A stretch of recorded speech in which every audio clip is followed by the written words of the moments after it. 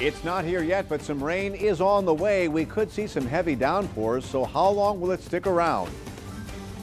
This year's flu season could be more severe and more widespread, and a CDC expert talked about it today at the convention center. I'll tell you what he said. Former Congresswoman Gabrielle Giffords launches a new effort to curb gun violence.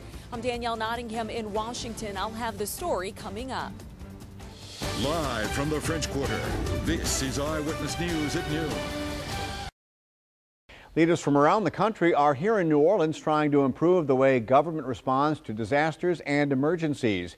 And one of the most recent causes for alarm around the country, the flu season, 41 states are reporting widespread flu cases.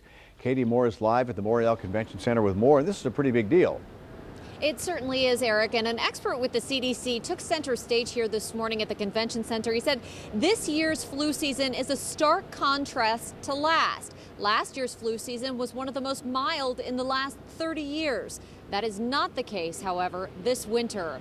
Now, this morning, that head of the pandemic flu response for the CDC, Dr. Stephen Redd, took center stage, and he was one of those who coordinated the response to the swine flu epidemic in 2009. Redd also talked about the flu season this year. We've all learned that it's appeared earlier than this year, but it's also the most severe strain of the flu virus that can surface as the seasonal flu.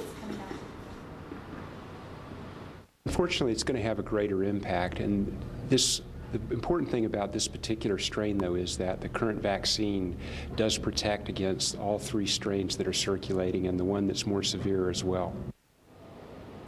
Now, the immunity from that flu vaccine doesn't take effect for a couple of weeks after you get it. So the sooner you get that vaccine, the better. They, of course, urge the people who are at the most at-risk categories, those with chronic conditions, and, of course, those who are young and the elderly, to get that flu vaccine in order to up their protection.